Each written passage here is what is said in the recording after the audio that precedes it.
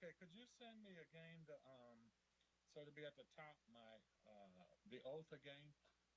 Because I had it on the phone I'm using now, and I don't want to try and mess with that while I've got us on screen. Okay. So if you could send it to my mayor's email again, that'd be great. I will do that.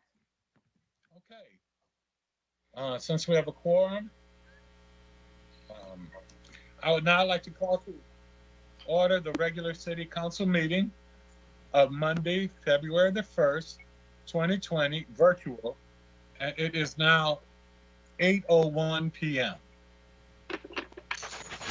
I would ask that everyone join me in the Pledge of Allegiance.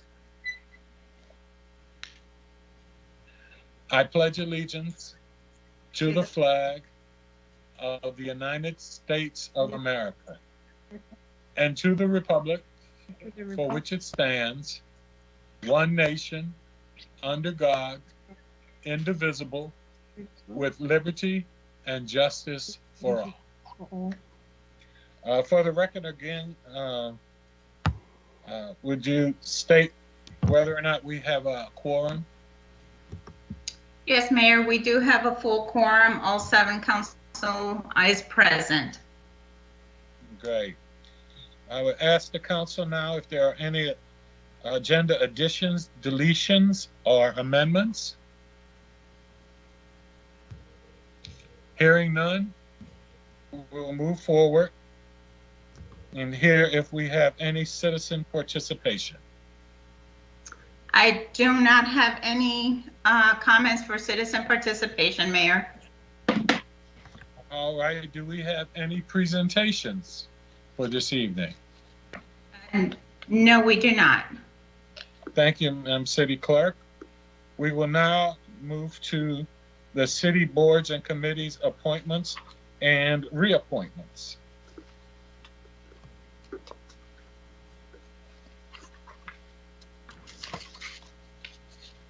We should have 2 members present for the swearing in. It should be Miss Alexandra Harry Napier and Miss Adedayo Fashanu. Okay. Madam City Clerk, I was looking for the oath. Yeah, you should be getting it. It was sent. Should be hopefully coming in.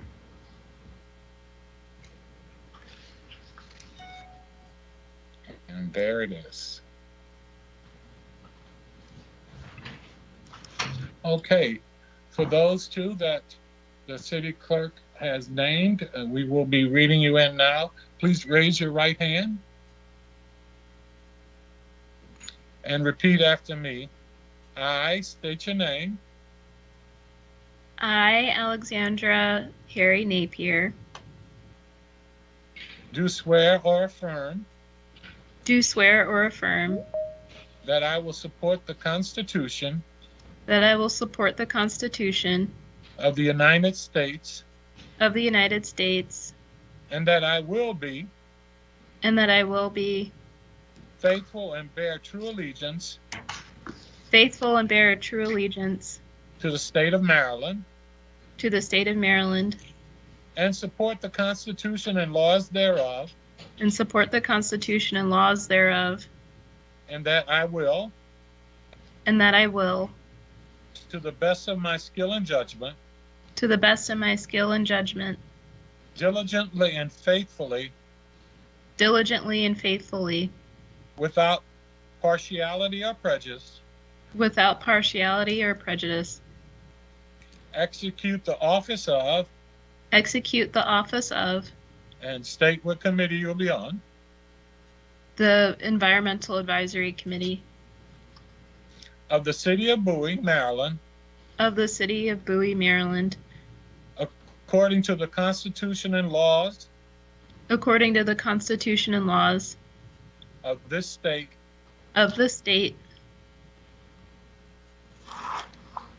On that note, I'd like to congratulate you on your swearing in. Let's give a big round of applause, everyone. Thank you. On behalf of the entire City Council and the citizens of Bowie, we want to thank you for your willingness to volunteer and to support our great city. So thank you again for your willingness to come forward, and we look forward to your support and your recommendations and your work on the committee. Thank you. you so very much.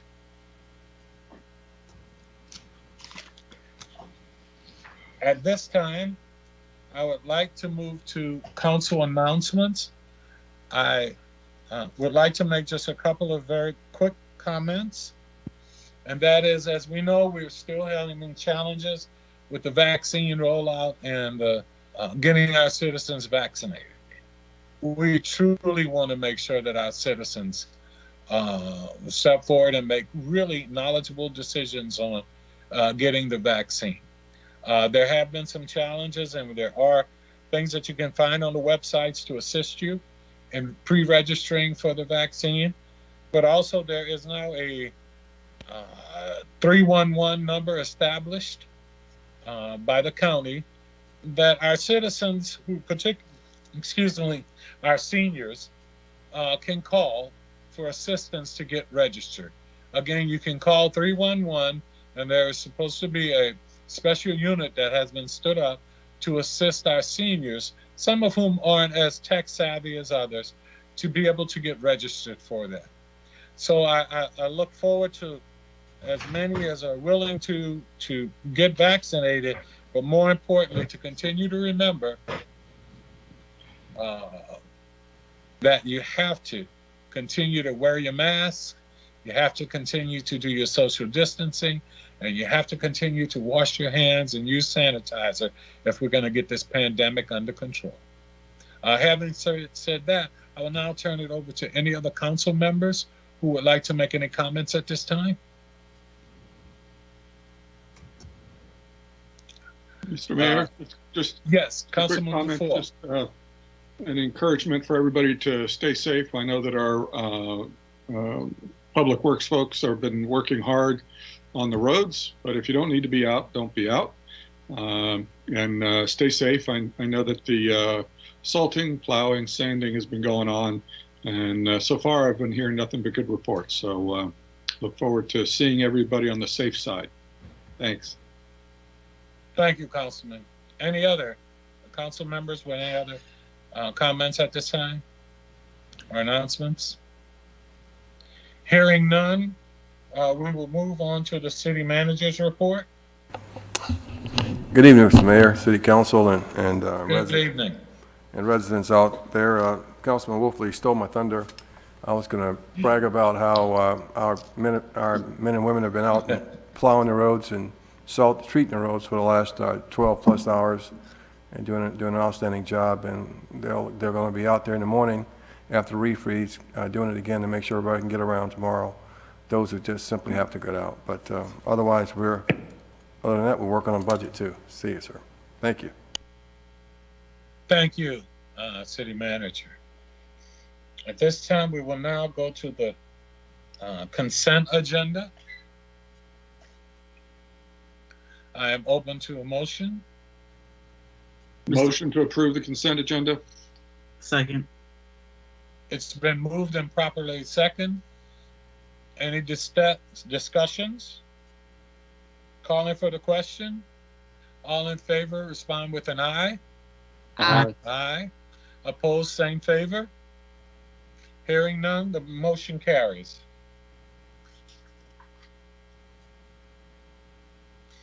We will now be moving into old business,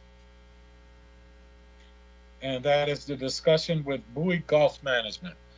I will turn that over to city staff to coordinate and move forward. Good evening, City Council. The council had requested that Bowie Golf Management be available to talk with the City Council in regards to some of their experiences and perhaps answer some questions from the City Council. This evening we have Adrian Merton and Rob Brown representing Bowie Golf Management with us.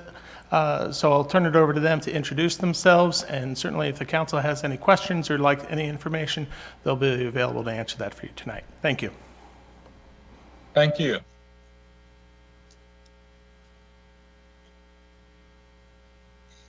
Please go right ahead.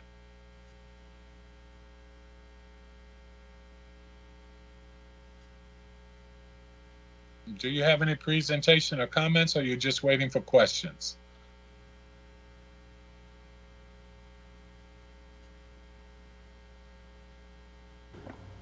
Okay. I believe they may be still on mute. Mr. Brown, Mr. Merton? Gentlemen, I believe you're on mute. That I am on mute, Jim Adams? No, Mr. Brown and Mr. Merton. Okay, yes.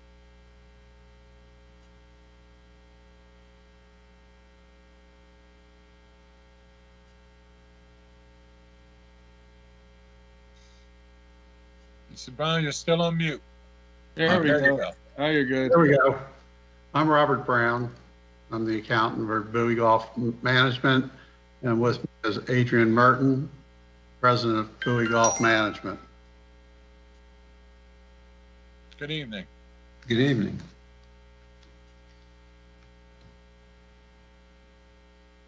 And I can't get him to get on.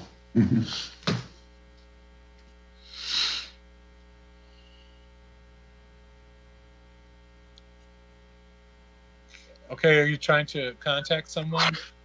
Yes, I was trying to contact Daryl Carrington. He's the agent for John Huber. He made the presentation to you all back in September about John Huber possibly continuing the management of the golf course. I believe you all tabled that discussion in September to an October capital meeting that you were all having. And of course, we haven't heard from the city until this just recent work session meeting you had last Saturday, I believe it was.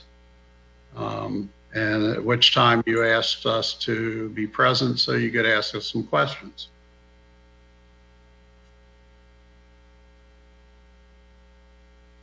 Okay. Fire away.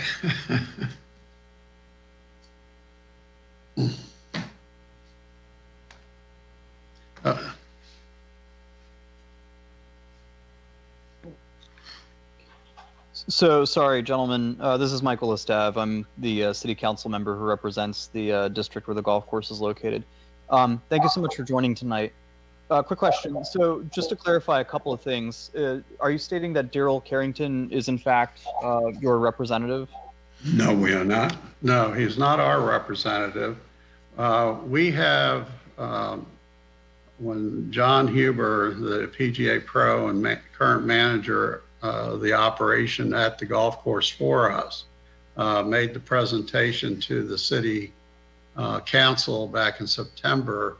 Mr. Carrington represents John Huber, and at that time we had, the only thing we have done is entered into a draft potential sales contract to John Huber of the assets of Bowie Golf Management, providing, number one, the city has to approve any change of sale or ownership according with our lease. And, but if he was to continue the operation and management with the city, we would go forward with a sales agreement with Mr. Huber. Okay, so your point is that John Huber is just someone you were looking, though he's currently managing it, to follow up on Councilman Esteve's question. John Huber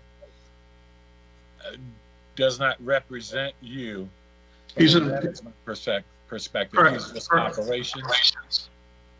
Correct. He's an employee. He's the general manager an employee of Bowie Golf Management and PGA Pro, which part of our lease agreement with the city is that we maintain a PGA pro at all times at the golf course. So John is that person that is actually managing the day-to-day and operations and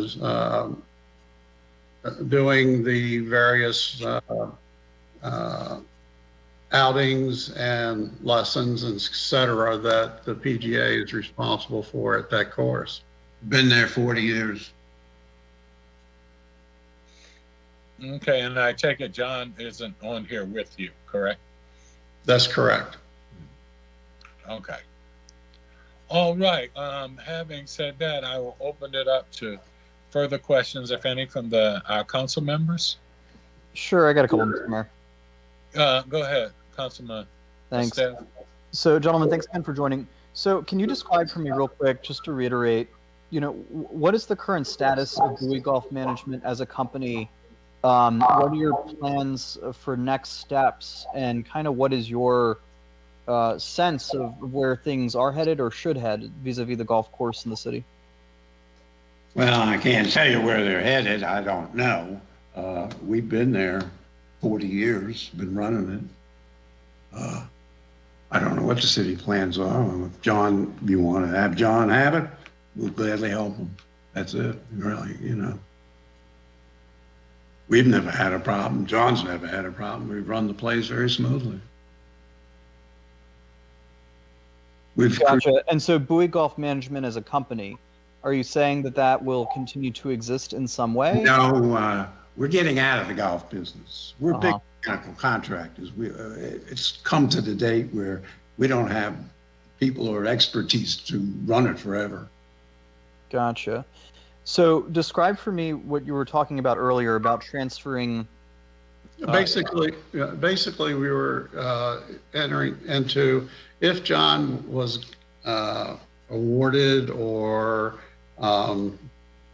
continued the management of the golf course as to John Huber, whatever entity, we were going to enter into an agreement to sell John an asset sale of existing equipment, carts, assets that Bowie Golf Management owns, inventory, et cetera, and the liquor license so that he could continue operating in a seamless exchange. We plan on at the end of the lease, at the end of September, Bowie Golf Management is either going to sell its assets to John or come up with some way to transition over to whoever you select or elect to continue the management of the course. I believe Mr. Meinert has known this for a couple years that we do not wish to continue the operation as Bowie Golf Management as of after September 30th. And that date's coming very quickly. Gotcha. So the current plan is to sell the assets, the liquor license, Right. Anything else of value to the next manager, that being John, if we continue with him, or somebody else. Or you have a new manager. If they're not interested, we'll just sell it on the open market. Understood. Okay. Any other questions? Yeah, just one more, Mr. Mayor. So, you gentlemen are, fairly familiar with the golf business. It sounds like, in your view, if you were in our position, what would be your, recommendation for moving forward? I mean, does golf continue to be a viable sport in the area? Do you think we would be in good hands with John running things? What's your view on this? Well, I know the city wants to keep it as a viable golf course because the people like it. We've maintained the fees down low so that the average guy can play golf. And if somebody new came in, it's going to cost a lot of money and the green fees are really going to go up. And John, I wouldn't recommend John take it if he had to do that and have green fees of $75 to $100. It just won't work. I mean, I've been there in the last 7 years. I haven't gotten a nickel out of there as far as salary.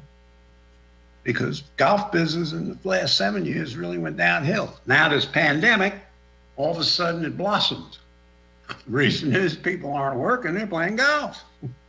They're getting unemployment and going out and playing golf.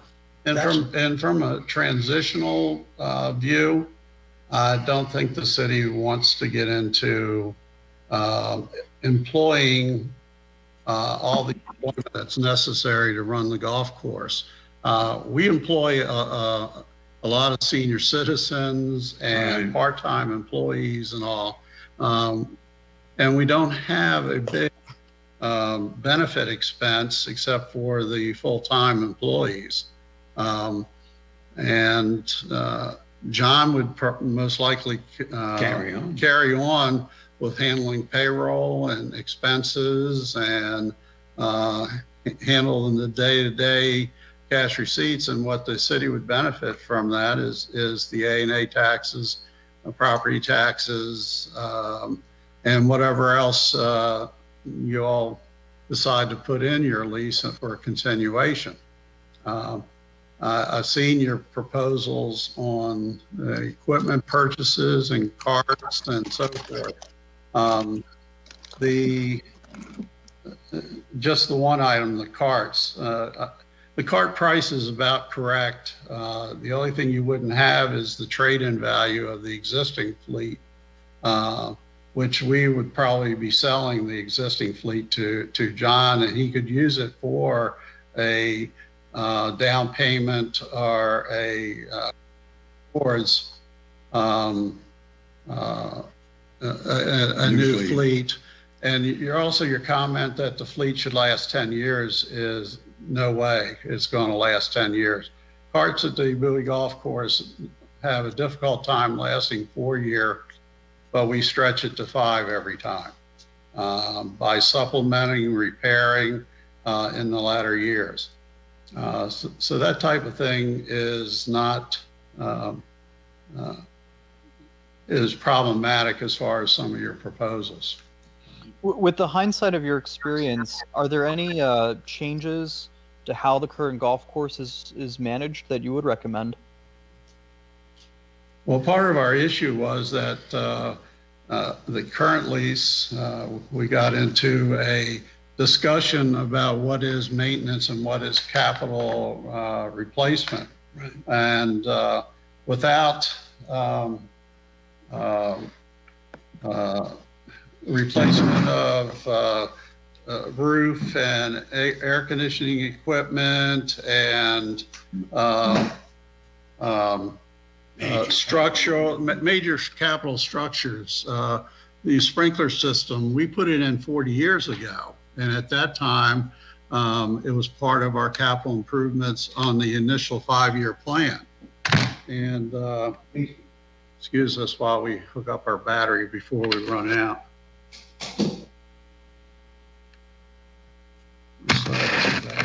Here. On the side. Sorry.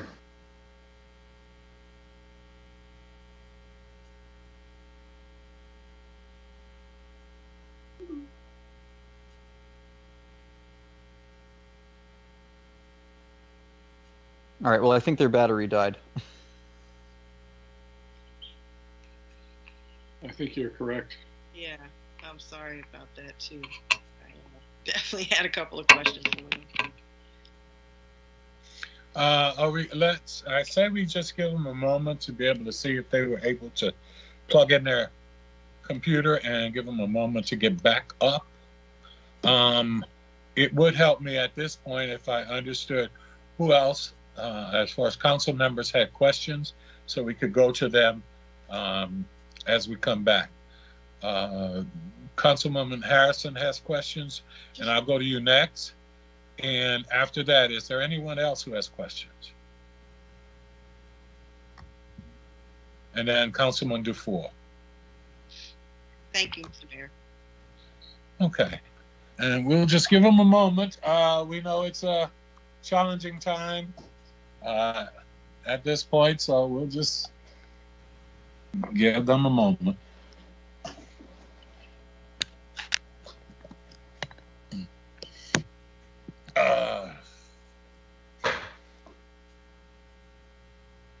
We may need to, if we don't get them back soon, just move on to our next item. And if time allows, we will circle back. If our council is in agreement with that, I'm looking for heads. I see a couple of heads shaking. Sounds good to me. All right. Fine. Yeah. So why don't we at this time, since I don't see them, Madam City Clerk, if they come back on, please just let us know, okay? I will, Mayor. At this time, why don't we move on to the next agenda item, and that being the city development review policies.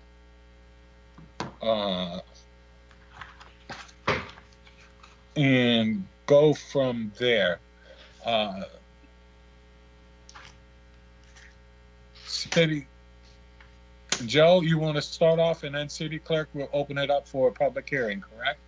Yes, After you sir. read the comments. Uh-huh. All right, Joe, go ahead.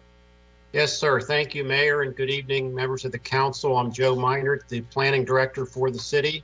I was last before you on this subject on November 2nd, at which time council actually took a unanimous vote to send a public hearing draft out. And that draft was posted on the city website. We're talking about the development policies. And it's been on the website through the month of December for open comment period. We did prepare a memo, which you have in your package, which includes a number of requested changes from council. Sorry, Mr. Meinert. Mayor, Mr. Brown is back on, so I didn't know if you wanted, oh, where did they go? I'm sorry, there they come. Mr. Minor, do you mind if we return and finish up with them at this point? That's fine, sir. Okay, thank you, Joe. All right, Sorry. Mr. Brown, welcome back. I'm sorry, our battery died. No problem. I think you may have been finishing up answering Councilman Estev's questions. Yeah. Yeah. Michael had to, I'm sorry. Michael, had they answered your question? Oh, yeah, my only other thing was just, if you were in our position, would you recommend us sticking with John Huber as the manager? Absolutely. Okay, and that's all I had, and gentlemen, thank you again for taking the time to join us. Highly recommended. Oh, perfect. I appreciate your joining us tonight, and hope you're having better weather than we are right now. Well, we have beautiful weather. We're in Florida.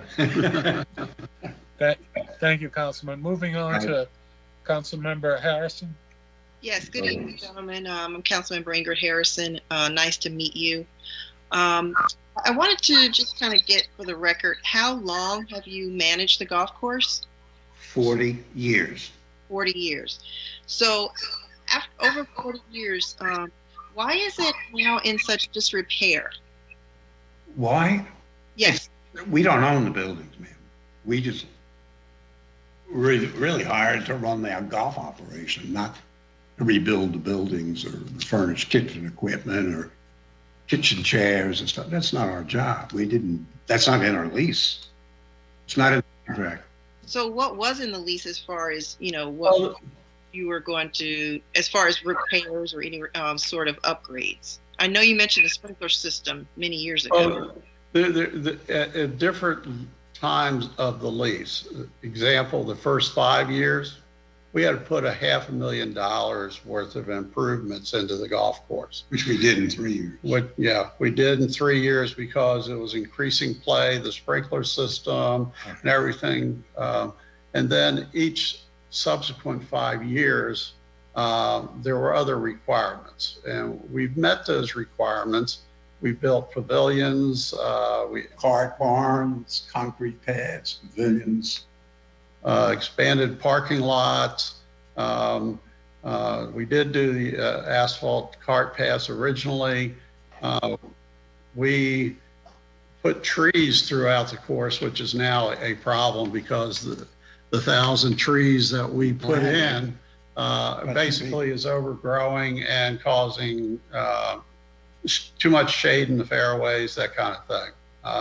But we met the capital requirements over the years. The last 5 to 7 years, the industry took a downturn And we just really got to the point where the owners had to put money in to keep the operation going. And they deferred.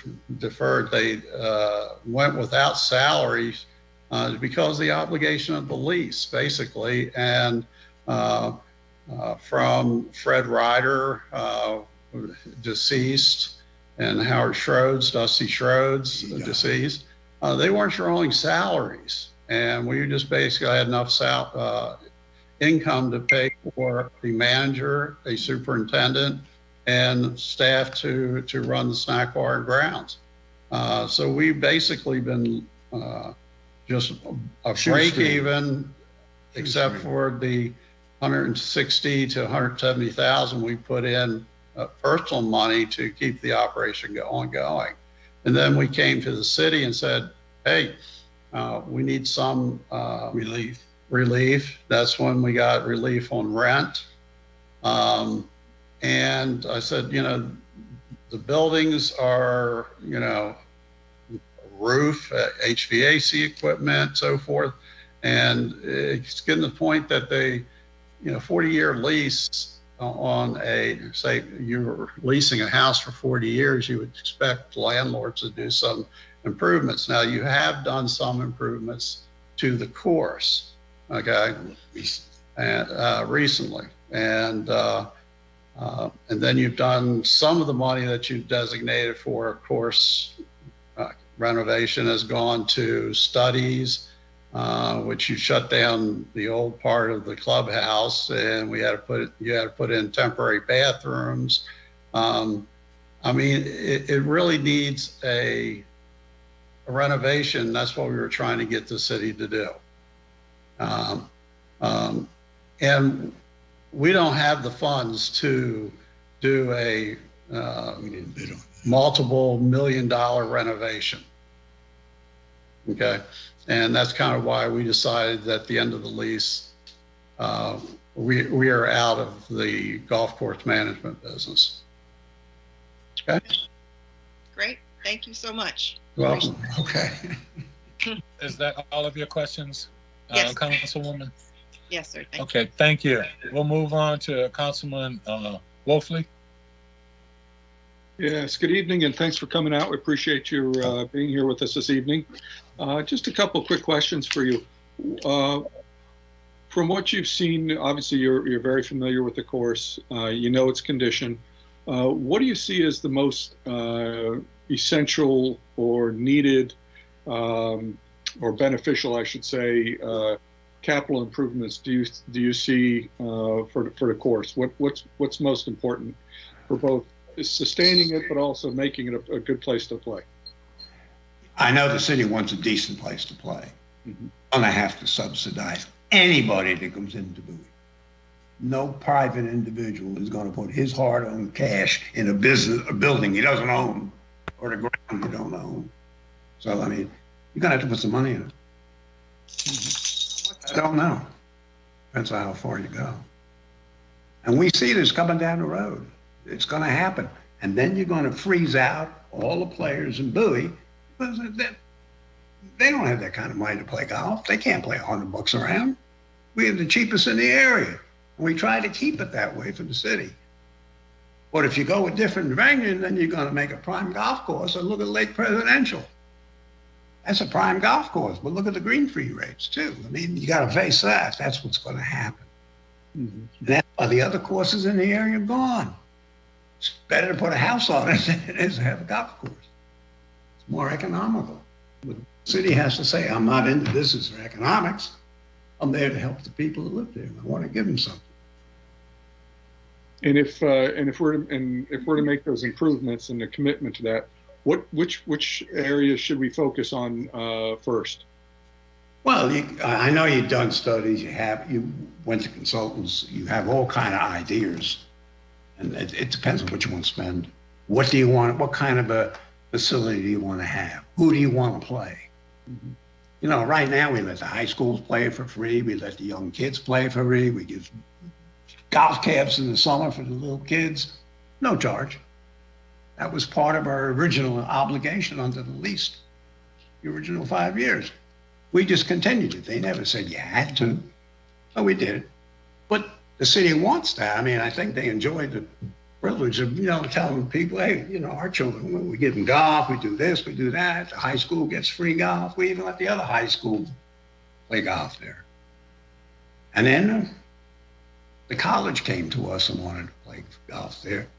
But they wanted us to furnish golf equipment. I said, wait, we'll let you play free golf, but we can't give you golf equipment and balls. That's not in the deal. But we stayed, and, it was one of the faculty played at Bowie, and that's a great idea.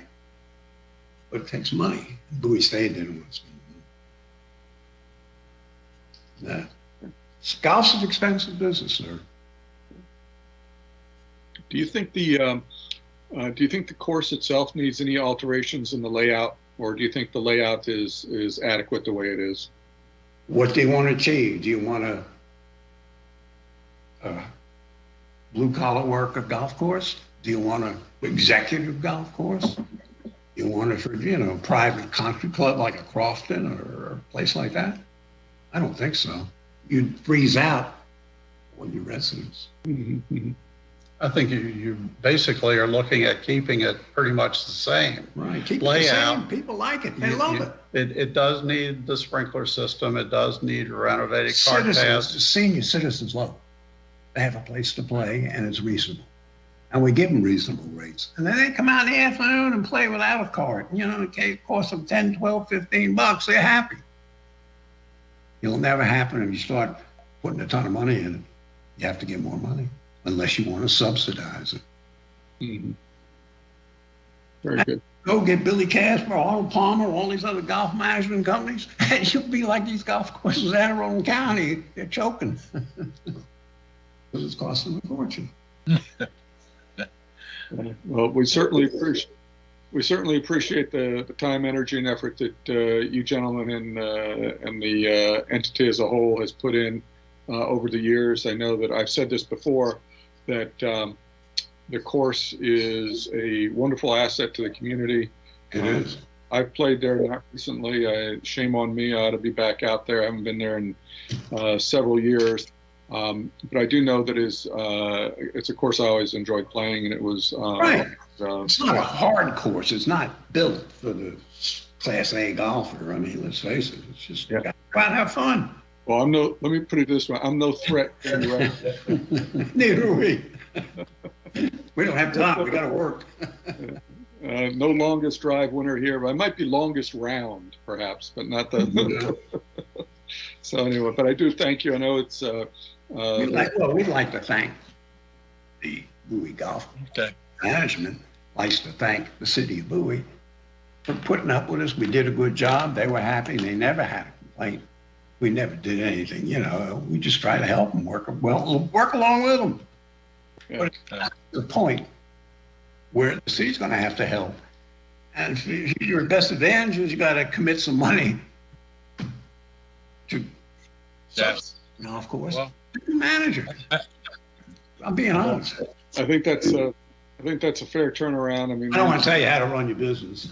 Well, we're looking for insights. We're not looking for explicit. You must do this, but we're looking for insights, and we know that you.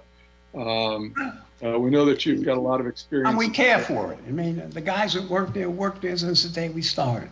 The greenskeeper, Barry, he's been there. He started as a kid. He went to Maryland and got a degree in agronomy. He's been there, he's retiring. John Huber's been there since he was a little kid, picking balls in the range. He started out and then he became a golf pro, and he's been working at Bowie for all the time I've been there. Okay. Manager, one for me. And well, I do want to thank you, and I appreciate your time. Certainly appreciate the many years of service you provided to the community. Yeah. I don't want to see him close it and just, hey, it costs $2 more. Let's just close it up. I mean, that's not fair. You don't want to be putting houses. You got plenty of houses. Are there any other questions? I think you're finished, Councilman Dufour. Yes, I am. Thank you. Okay. Any other questions? If not, Yes, I just have Mr. Mayor, I have a question. Please go right ahead, Councilwoman MD Mamadou. Thank you. Hi, gentlemen. Thank you so much for for spending your evening with us all the way from the sunny Florida. We are freezing over here. It's snowing. We are very jealous. First of all, I just want to thank you. I love the golf course. I actually play there. I take lessons there. So I absolutely love it. So thank you so much for all that you've done over the couple of years. I have one quick question. Yes. What I'd love to get your insights on is why you mentioned that you're looking to get out of the business and you're looking to sell you're looking to just get out of the business. So why is your, I guess, how you're going to sell things, why is that contingent on who the city selects? If you are interested in getting out of the business and you recommend that the city continue to have the golf course managed by John Huber, why don't you just sell it to him directly without city involvement? Why are we that process? He'd be good for the job, but ma'am, I'm 83. I put in enough time working. It's about time to stop. I want to stop. My golf pro died. My greenskeeper, he's leaving. He's going to Delaware in October. All our key people are leaving, retiring. It's hard to find replacements because I'm not in the day-to-day golf business. I do other things. And you have to, know the industry. You got to know the people so that you can get a greenskeeper that knows what he's doing. Get a golf pro because you're going to need these people. We're not. You're saying why are we selling it to John and not? We'd sell it to whoever. No, what I'm saying is why. I understand that you mentioned that you'd sell it to whoever. What I'm saying is why is the city a part of that process? So basically, what it sounds like your model is now is that you're willing to sell it to whoever the city selects. But why are you not just going to sell it without whoever the city selects? If you recommend John as a good person or a good manager, why don't you just sell it to him now? Why are you waiting on the city? We're trying to do that.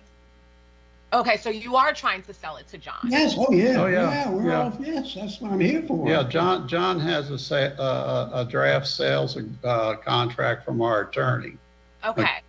And he has, I guess, through Daryl Carrington, I guess a lobbyist, and has somebody on his side trying to propose his continuation.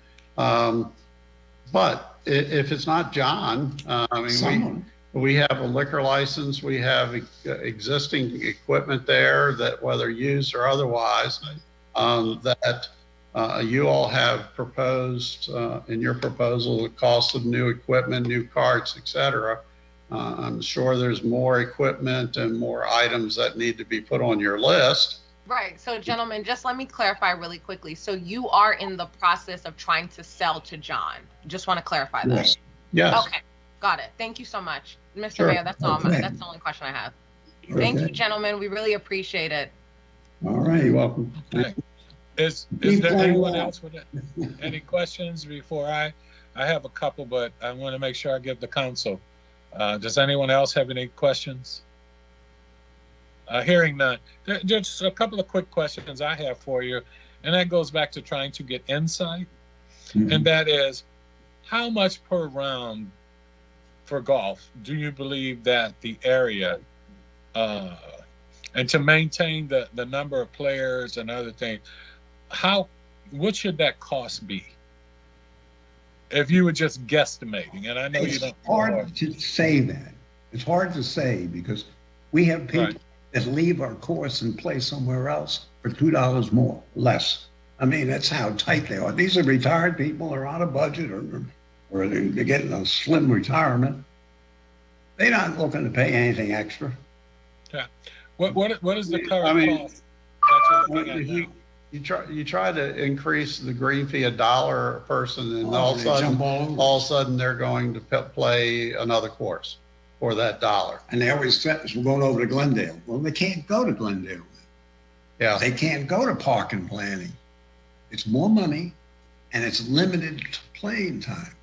They just can't go over there and play golf. And there's no courses at Fort Meade anymore. The Laurel course is shut down. Right. So we are, the city of Bowie is benefiting from the increased play currently. And it's also because Eisenhower's under renovation in Anne Arundel County. But if Eisenhower came up with a $1 less green fee than Bowie, that people from Anne Arundel County would be going to Eisenhower. That's the sad facts of people shopping for the bargains through online, GolfNet, or whatever.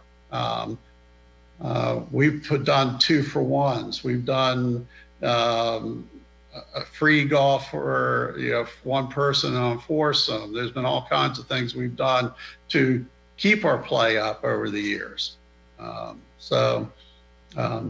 But historically, golf has dropped down 30% from what it was 5 years ago. And it's a nationally known thing. Unless you have money and belong to a country club, it's hard to play golf or get on at a decent rate. And the way you find a survey of golfers tells you that. And we can tell you what the golf rate is at every course here because we do surveys every year. What are they doing this year? What are they, so we know, so we can be competitive, at least attractive. Okay.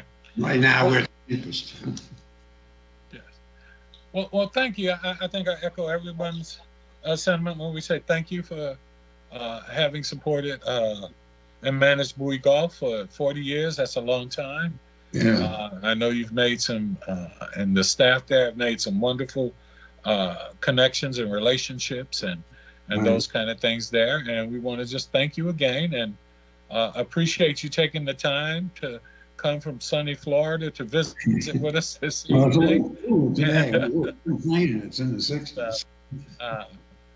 Unless I hear any follow-up questions, I'll just say thank you for joining us this evening at this time. Right. If you need any other questions, we'd be gladly answer anything.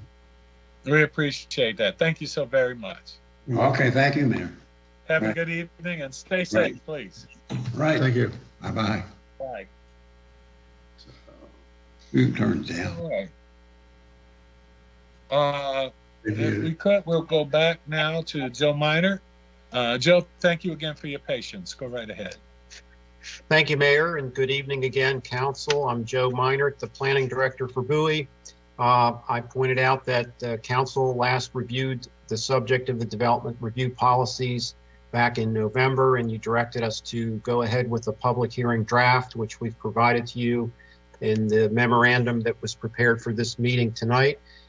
We did receive some input along the way from the bicyclist advisory or advocacy groups, as well as some of our environmental advisory advocacy groups, and made significant changes to the document along the lines of the comments that were received, including strengthening the section in the transportation chapter to deal with Maryland Route 214, the Bowie Heritage Trail, the Patuxent River Trail, the Bowie Byway and the Trails Plan, as well as the Complete Streets policy that Council approved last year. So all of those references have been added to the document. Also, with respect to the input from the environmental groups, we added a climate change statement to the environmental chapter, and also included something in there about a no net loss policy for forest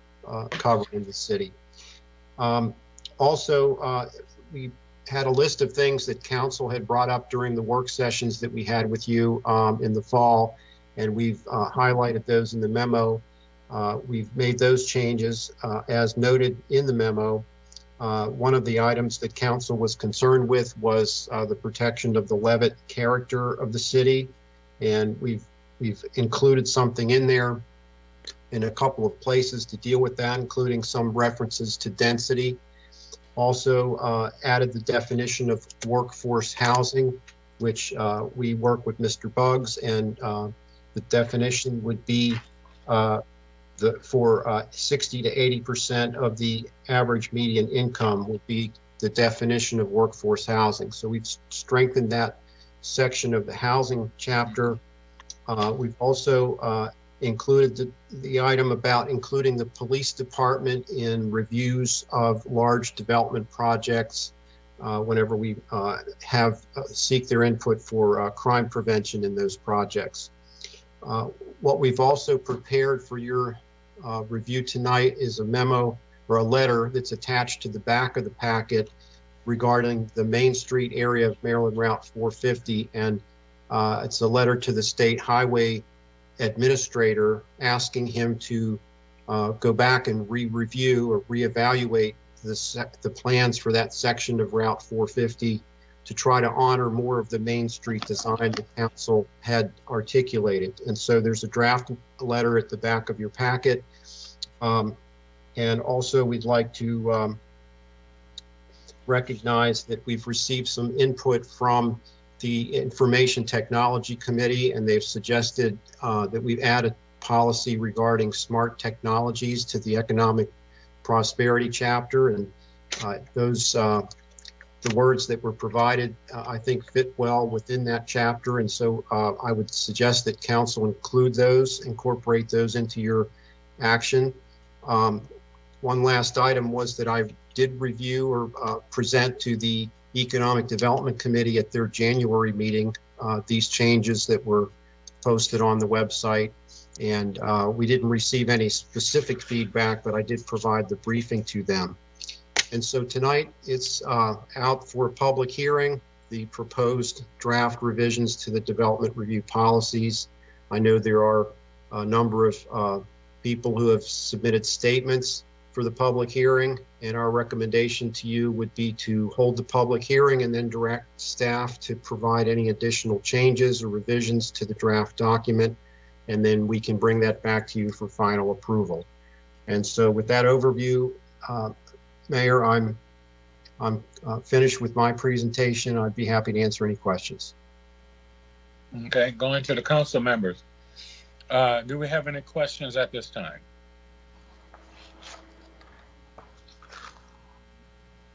Any council questions? Are we going to have public comment? Yes.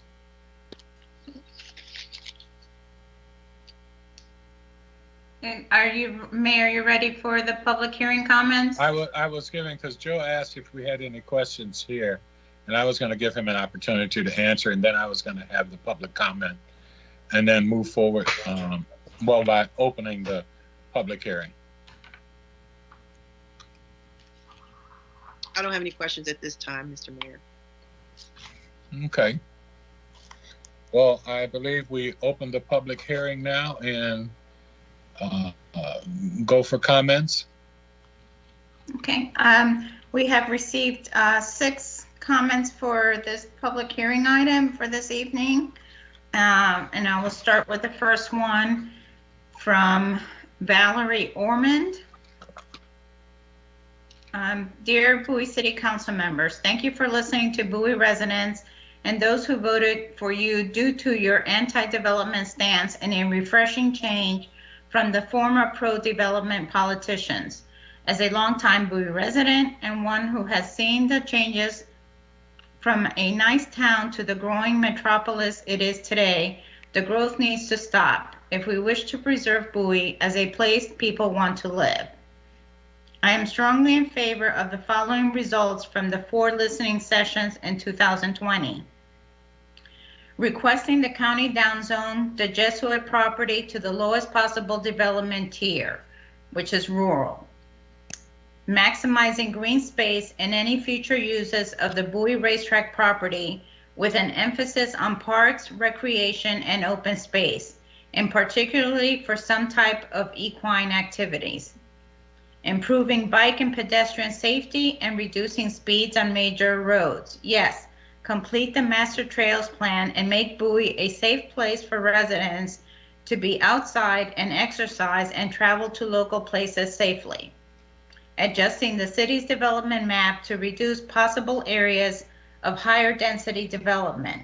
Yes, the roads are already overcrowded. Try traveling Route 301 at almost any time of the day, and it will take twice as long as it should because there has been too much development without adequate road infrastructure. Thank you for your consideration of these views. Okay, next one is from John Cabala. First, I'd like to say thank you very much for listening to us residents to preserve Bowie and protect it from the outrageous growth that was soon to make me relocate. As most people, moved to Bowie because it was the last community left in the DC metro area that still had some green space and charm. Michael Esteve, thank you very much for sharing. My comments. Under the land use section, if the city is serious about protecting these properties as they should, I strongly suggest changing should to shall in each case. In particular, please change should to shall for protection of the Bowie racetrack property. This is consistent with recent discussions and agreements I've been involved in with the city and Bowie State University. Transportation. Safety is paramount. Under the bikes, trails, and pedestrians section, please identify a safe bike lane width for on-road lanes. The width I've heard of Maryland roads is ridiculously narrow and presents safety hazards to bikers as well as drivers. I am an avid biker, but I am against on-road bike lanes unless they are protected. There are already too many distractions while driving as it is. So please identify a safer way to protect us if we are going to have bike lanes on the roads. I strongly prefer dedicated off-road trails. I strongly agree with the bike trail upgrades. In particular, this one should be highest priority. Expediting the construction of the pedestrian bike bridge across the Patuxent River to connect the trails as expressed below. The development of an uninterrupted linear trail network, including a bridge to Anne Arundel County in the vicinity of the WBNA Trail for pedestrians, bicyclists, and equestrians along the Patuxent River corridor should be a priority. Under natural environment, thank you very much for your stewardship of the environment and recognizing the value of protecting our natural resources. Belt Woods, for example, is one of the very last remaining stands of old growth forest. These trees are original trees, never once cut down. They provide critical habitat for rare and beautiful migratory songbirds, scarlet tanagers, Baltimore orioles, etc., who've returned to that same patch of woods for thousands of years from Central and South America. Thank you. Next one is from Joanne Marshall Hobbs, the Secretary for the Bowie IT Committee. Hello, City Clerk and Council members. The IT Committee would like to propose an update to the City Development Plan to include a section on smart technologies. As you are aware, this is an initiative that the IT Committee is currently pursuing. Although not final, the following summary of the IT Committee's work would be a welcome addition to the City Development Plans. The Economic Prosperity section of the plan may be the most appropriate location to include the smart technology content. Councilwoman Ndebumalo is the council liaison to the IT Committee, and she supports the committee's recommendation on the City Development Plan. Smart technology solutions and services integration. Appropriate and effective steps shall be adopted to assure that all city development, residential and commercial, and city residents, nonprofits, schools, businesses, and public services developed within the city commit to smart technology solutions and services practices for the city. Development of smart solutions and services shall cross all development guidelines, areas, and categories, and shall promote sustainability, low-cost, stable, and secure infrastructures construction, accessibility to inclusive technology by design for all residents and tenants in developed properties, access to broadband telecommunication from competitive sources at competitive rates for all residents and tenants in developed properties, elimination of the digital divide. Respectfully, Joanne Marshall Hobbs. Next one is from John Eidsness. I strongly endorse the comments and recommendations Joanne Marshall-Hobbs sent you about IT committee recommendations for the economic prosperity section in the city development plan.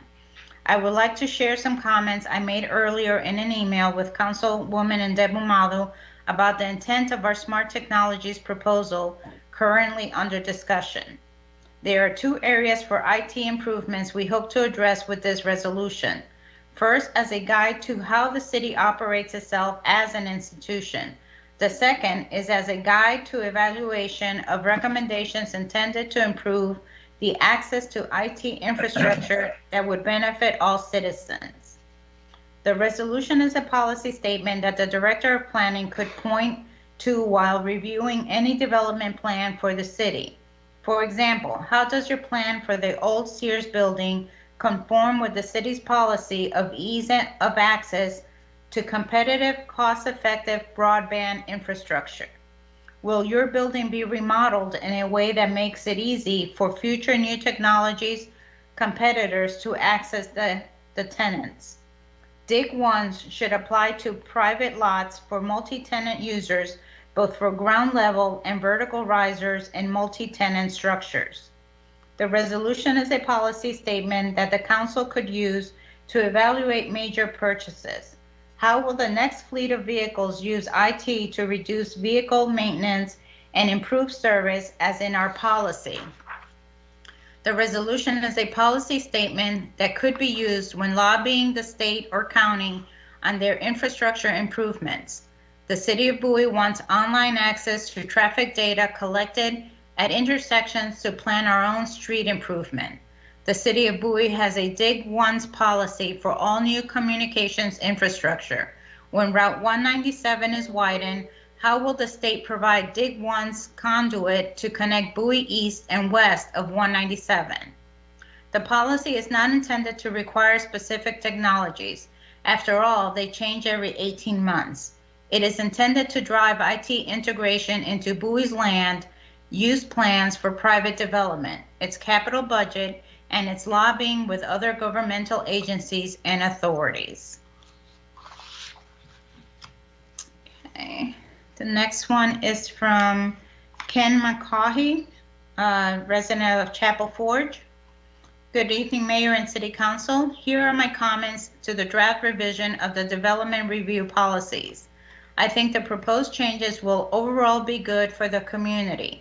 This is especially true with regards to addressing the Maryland 450 Bowie Main Street area. The proposed policy changes are in the right direction. I think that it is a crucial component that needs to be strongly advocated for. Main Street should be a destination that will help maintain desirable and viable commercial businesses and increase tax revenue, instead of a means to pass through quickly and go somewhere else, such as Crofton. Likewise, I am pleased to see updated transportation and mobility policies incorporating elements of the Bowie Trails Master Plan. If these revised policies are carried out, they will go a long way to improve connectivity and quality of life within the city. I would ask the mayor and council to approve this revision and support these policies. And the last one is from Albert and Barbara Baumann from Brunswick Lane. We strongly support the recommended development policies. Limiting density and development has to be a priority. Our schools are already overcrowded and the roads will be strained to handle all the development that has already been approved but not completed. I thank the mayor and city council for proposing these policies, and I hope the policies will not be ignored by the county council. And those are all the comments, Mayor.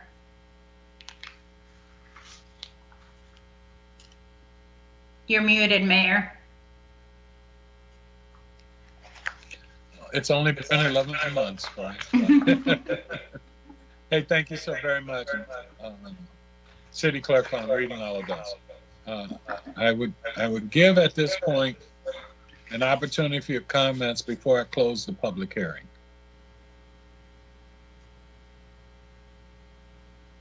Hearing none. Go ahead, Dufour, were you going to say something? Yes, I have a number of thoughts and questions on this, if I could. Mr. Meinert, I was looking through and had some questions on items number 12 and 13 in the cover memo, indicating that there see revisions in transportation number 1, but I didn't see any revisions there. In transportation section number 1? Yes, yeah, items number 12 and 13.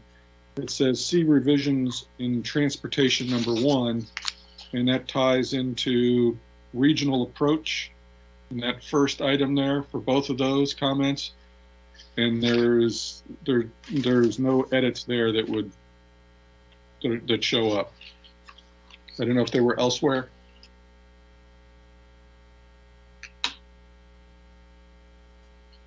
Right. I think the reference to number 1 is not correct. It's actually further down within the transportation chapter. There's a specific section on Maryland 450, and that's down a couple of pages. It's like around number 21, the Route 450 policy. Okay. And what we did was we substituted the language that was in there previously with the discussion that council had about achieving a Main Street design, working with the roadway design standards. So it's number 21. All right, thank you. And so that's for both of them. All right, thank you. Also, in that same section, number 16 on that page 2 of the cover memo, it says also delete transportation number 24, but it's still there.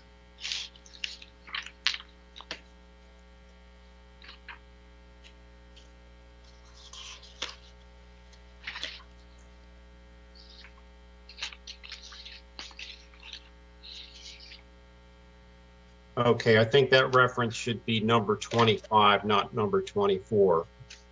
And you can see on that page with number 25, there's the strike through of existing language number 25. But I actually think the 24 should be deleted as well, shouldn't it?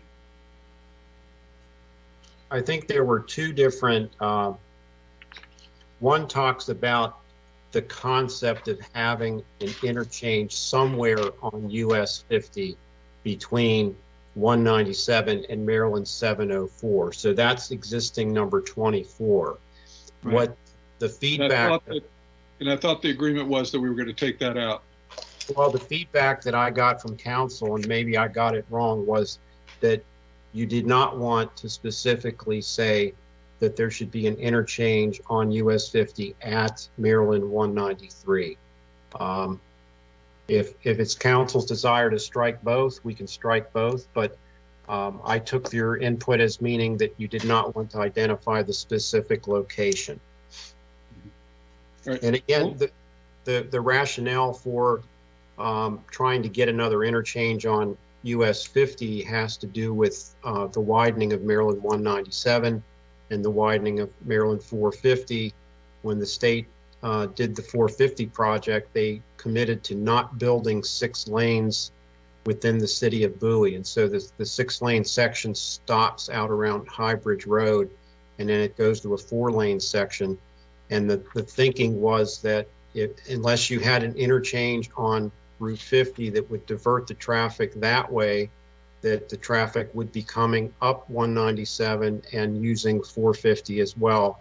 So the council policy historically has been in favor of some type of an interchange along 50 as a relief valve to allow the traffic to use Route 50 and stay on Route 50 and not get off at 197 and use 197 and 450 to go to points west. So I believe that the number 24 there deals with retaining that thought of trying to keep the possibility of an interchange there because it complements this council's policy about 450 lane widening as well as 197 lane widening.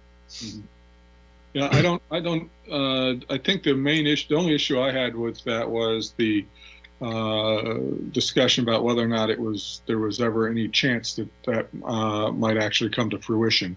I mean, I don't object to it being there. I just don't want to spending a lot of time, energy, and effort trying to pursue it when, MDOT has told us that basically they have no intention of putting in any more interchanges.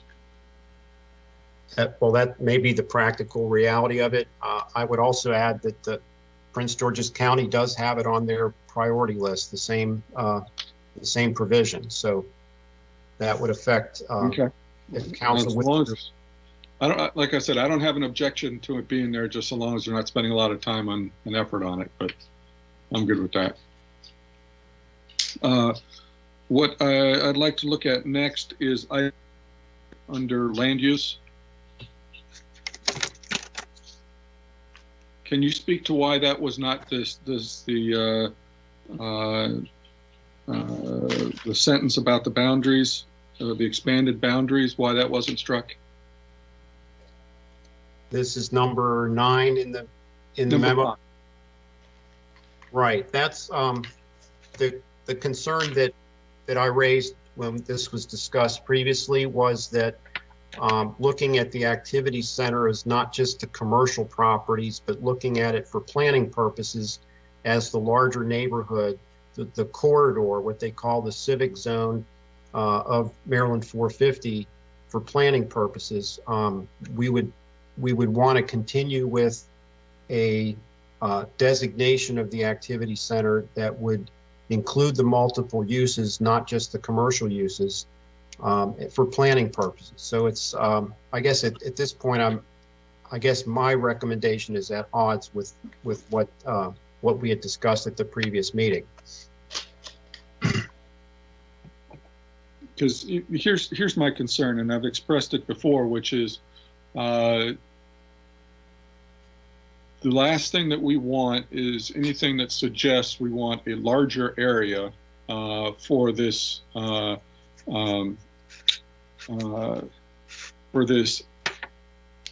are we calling it? We're mixed use activity center, because folks in that neighborhood have zero interest in having their homes, their townhouses, their single family homes being incorporated into some kind of a entity, or even for planning purposes, that would suggest a part of some type of mixed use environment.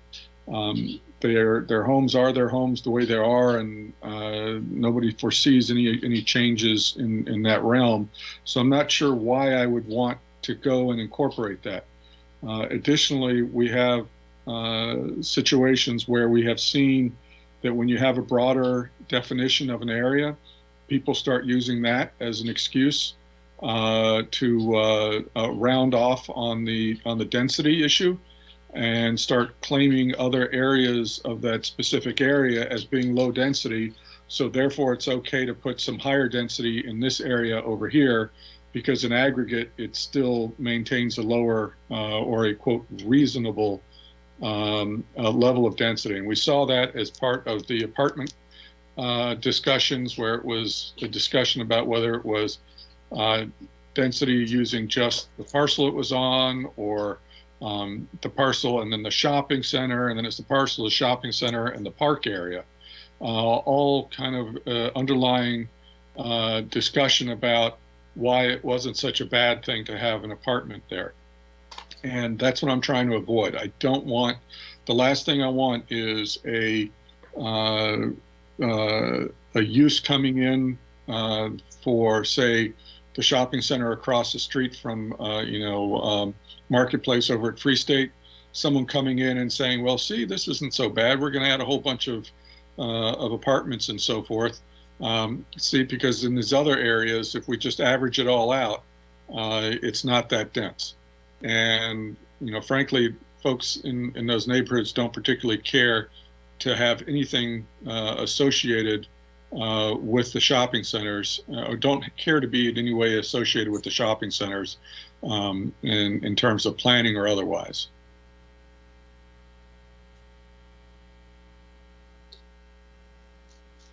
You're looking for a reaction? Yeah, what I'm looking for is just, yeah, what I'm looking for is there some reason other than what you've said already that would make me, I guess I'm trying to find out why would I want to include them, because I haven't heard a reason. All I know is I have a bunch of constituents who have zero interest in it. I have a track record in the community where they've had development that's gone south on them, gone sour, that's been shoved down their throats, if you will. And, you know, I know that's old baggage, but it's still near and dear to people's hearts. And that's the kind of thing I'm not looking to have repeated. And I don't want there to be any language or infrastructure to suggest that the city is interested in expanding this mixed use area to something broader than the area for which we absolutely have to have it. Because my understanding is the shopping centers are that they have to have it in those areas. The new zoning requirements or new zoning categories, they'll be allowed for mixed use regardless. Well, it's council's prerogative. These are your guidelines, your policies. I respectfully disagree, but my feeling is that in terms of what you said about the developers counting whatever they want to count that's nearby, they're going to do that anyway. And I think that from a planning perspective, you're looking at a multifunctional area of the city, a sub area, so to speak, that should have its own planning direction. And when you have the multiple palette of uses there, that those ought to be somehow integrated and somehow planned for in long range planning. So I can respect your concern, and really it's up to the council as far as what you want to do. All right. Well, I'd like for us to move those, strike that sentence out of there. Does anybody else in the council have an objection? Well, I'd like to ask Joe, when we look at where we're going right now and with the master plan, how does that play into the master plan from the county, that area?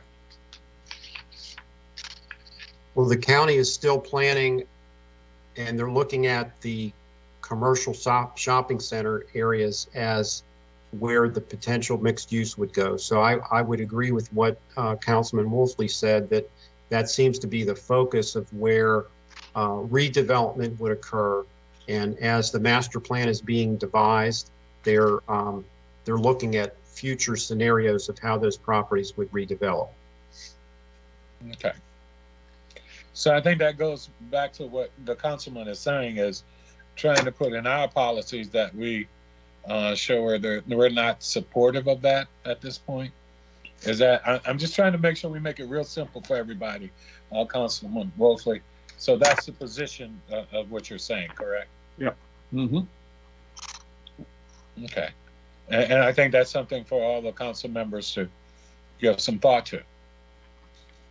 Good. Thank you, Councilman. And I follow you completely. Okay. All right. Couple other things here. On the item number 4 under rural and agricultural areas.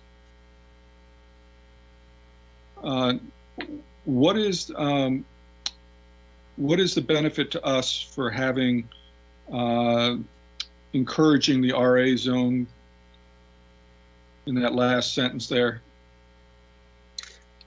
This is an older council policy. It's been in place for a long time, and it's really related to the area east of Route 301, because that's primarily where you have this RA zoning.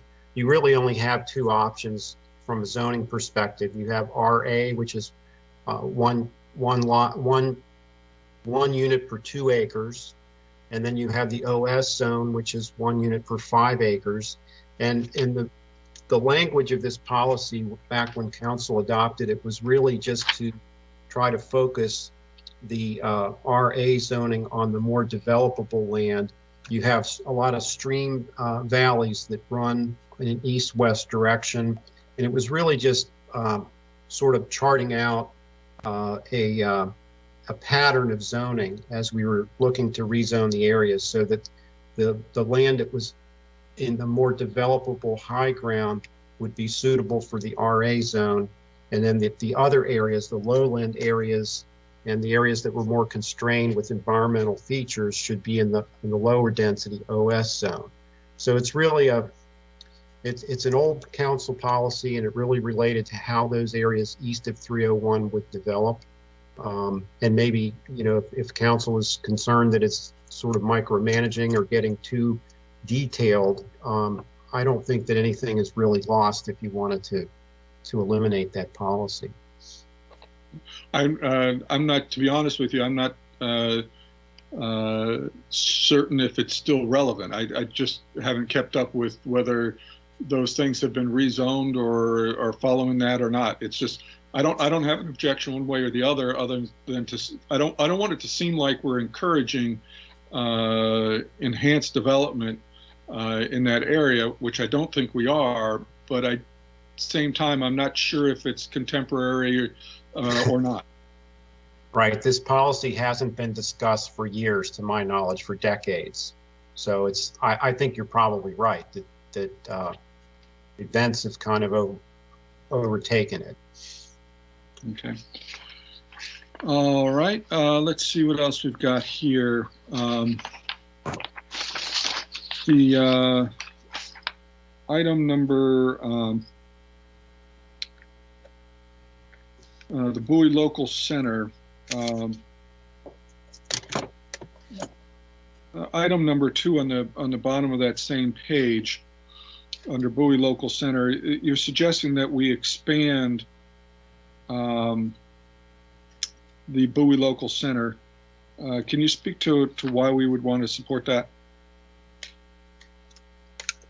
It's a similar discussion to what we just had about the Main Street Activity Center, that when you look at the general plan's identification of what they call the town center or the Bowie Center, it's a very narrow area, very, very narrowly focused area, and effectively it is the retail portion of the Bowie Town Center, it's the Bowie Gateway Center, and it's Melford.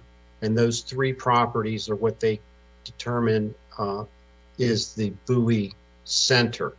Now, the Bowie Town Center, or what's known as the Bowie New Town, as you saw when we reviewed the Sears project recently, it was a much larger area than just the retail section, and it included multiple land uses, apartments, townhouses, other types of facilities, including the City Hall, which was part of that plan.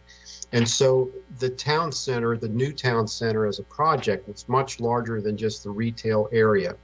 So the general plan repeated that footprint of the very narrowly defined Bowie Center, which is effectively the commercial areas, and then Melford. And we believed going into the last master plan that it was wise to look at really all of the contributing land uses that make up the center. And you have a lot of public facilities in the area, such as the fire station, the health center. You have population centers along Mitchellville Road and other parts of the Bowie town, the new town that I've described. And when you start to expand the area, from a planning perspective, long-range planning, if we were ever going to do a sector plan, which would involve major efforts to do land use planning and coordinate urban design and things like that, you want to have an area that's that has those disparate characteristics, not just the main street of the Bowie Town Center retail section, or one singular development. And so the rationale, again, is similar to what I described for the Main Street area, but I think it's even more important here because the Bowie Center is a center identified in the countywide general plan. And I think that all of those characteristics that I described are important from a planning perspective. And so I hope that answers your question. Yeah.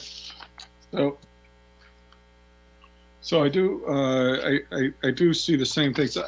I have the same concerns here in terms of some of these things, such as the Heather Hills residential community, And, you know, I think we're going pretty far afield when you start looking at as far off as the elementary school and the like. That's, you know, my objection is not quite as strong there just because it's not my district. But my feelings are pretty much the same, but I don't have the same finger on the pulse there as I do in my own neighborhood, if you will. And I find that a little bit of a cause for concern too. But I'll leave that up to, I think that's in District 3 for consideration there. The next thing I had was on the bike trails and pedestrians area, that something that occurred to me since our last discussion. I have noted that there are plans for closing of the Morgantown and the Chalk Point coal-fired power facilities, the power generation facilities down at in Morgantown, where they've got a couple of generators there still using coal. And then the Chalk Point. And the Chalk Point one is supposed to be closing this summer, if memory serves me. And I think Morgantown is somewhere in the next 3 or 4 years, maybe sooner. And it has to do with pollutant levels, and I'm sure the cost to remediate the infrastructure so that it's not as dirty as it presently is. With that in mind, you know, essentially those are the only two substantial or substantive users of that rail line. What I'd like to see is perhaps a policy here, and this may be something for discussion with other groups as well, but discussion about repurposing that rail line to trails. The ability to have a trail that goes from old Bowie all the way down to Morgantown, you know, down on the Potomac, would be a significant benefit to the communities along the entire way. And I'm not sure that this is the place yet to put something like that in there, but seeing this to me seems like a good point to open up that discussion. What would your thoughts be on a path forward for that? Well, this section on transportation already includes references to multimodal transportation. I agree with you that it's probably premature because we don't actually have an outcome with respect to that. I guess it's speculation at this point, but the idea of having better transit, having better all modes of transportation, these are provisions that are already in the transportation chapter. And so I think in the future we could elaborate on it if things start to emerge more clearly. But I think that I guess my point is, what I'm saying is that I don't want to wait for it to merge. I want us to be in the lead in terms of having a conversation about what happens to that rail line when the CSX obviously owns it. I'm not saying that we can go lay claim to it, but I would think that it would be good to have a vision for the use of that rail line for the communities, as opposed to waiting for something to develop. I'd rather be in a position where we say, hey, the city thinks it would be a great idea to make use of that what is about to become a defunct rail line and turn it into a trail of some sort. Then I would suggest that we put something in here now, because the county is in the process of updating the master plan of transportation countywide.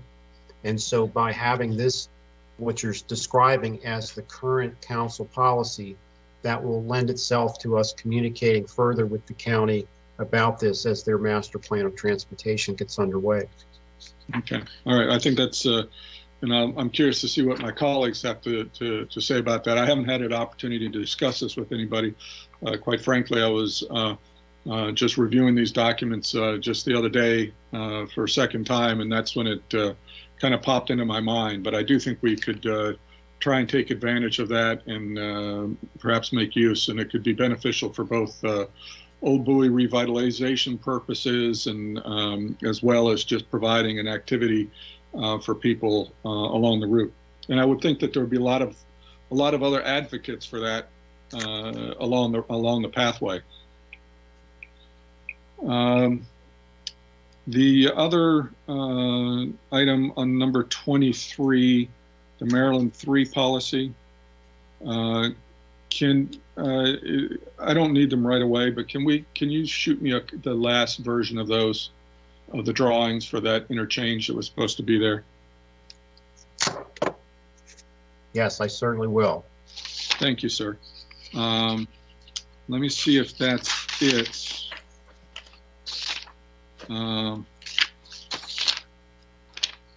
discussed the affordable issue. That was helpful. Thank you.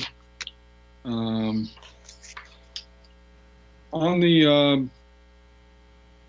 the police item number 7 under site-related urban design policies, what's the next step in terms of having the police involved with that on a regular basis? What do we need to do internally to live up to that policy that we've outlined here? I like the way it's done here. I'm just wondering what the next thing we need to do to advance that in terms of kind of an SOP.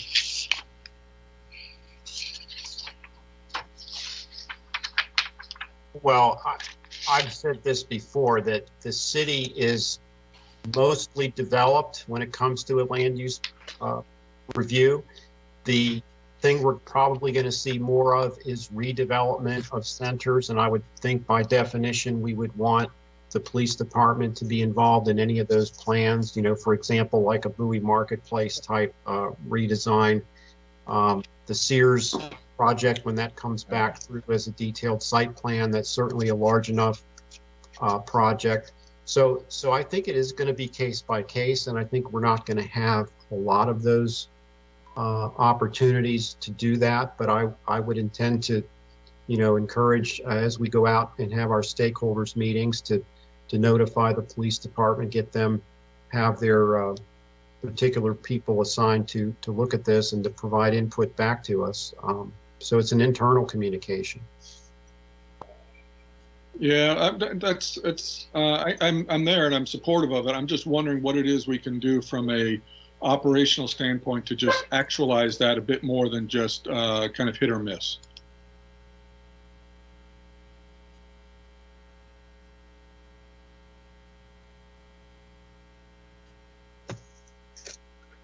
I don't know what else to say, Councilman. When a plan comes in, we can notify the police department every time a plan comes in, and it's a similar or it's analogous to the Environmental Advisory Committee. They want to get a little more involved in reviewing development projects, and they have an arrangement with the chair of the Advisory Planning Board that they will expect that the Advisory Planning Board is going to look for their input. And I think it's the same sort of thing. The council can play that role, but it's that's exactly the sort of thing I'd like to see, because I was advocating for the environmental review and engagement as well, and I'd like to see the same thing on the police force, something that is routinized so that people are aware of it and it doesn't become just, oh, we forgot to include them, or somebody didn't think it was appropriate but somebody else did. So if we could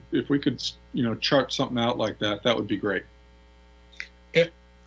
If I could just for a moment there while you're doing your questioning still, Joe, would that be something that we could potentially do, just like with the environmental committee, have it something that we go through the public safety committee to support with the police department?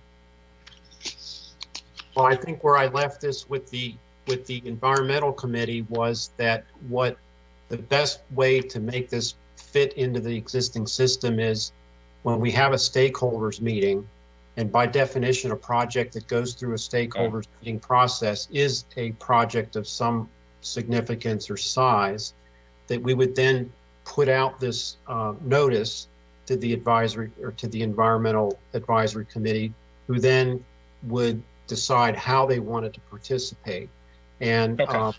if we need to set up some sort of internal referral system that goes along with a stakeholder's notice, we can certainly do that. Internal agency reviews as well as internal committee reviews. That wouldn't take any real effort at all. It's just a directive that, that I would follow as, a typical distribution on a stakeholders meeting notice. I think that would work too for us as far as getting our public safety. And as you say, as we get the police department, we'll be looking at those things anyway. That would be good. I'm sorry, go ahead again, Councilman. That's it for me. I'm sure that others are glad to hear. That's it from me. Okay, do we have any other questions from any other council members at this time? If they're being shy, Joe, go ahead. Sorry, Mr. Mayor. Councilman Esteve? No, real quick. I appreciate a lot of Dufour's questions. He preempted a couple of things that I wanted to ask. So thank you, Dufour, for saving me some time. Overall, I just wanted to comment and say thank you so much, Joe, for working with us, with city committees, and with residents on this. This revision to our development review guidelines is something that I know many of us have wanted to do for a very long time. This is the product, at least for this council, of 13 months worth of work, going back to our 4 listening sessions back last winter and spring. Feels like 10 years ago now, back in simpler times. This document is the product of a lot of that feedback. A lot of our committees have given us really invaluable input.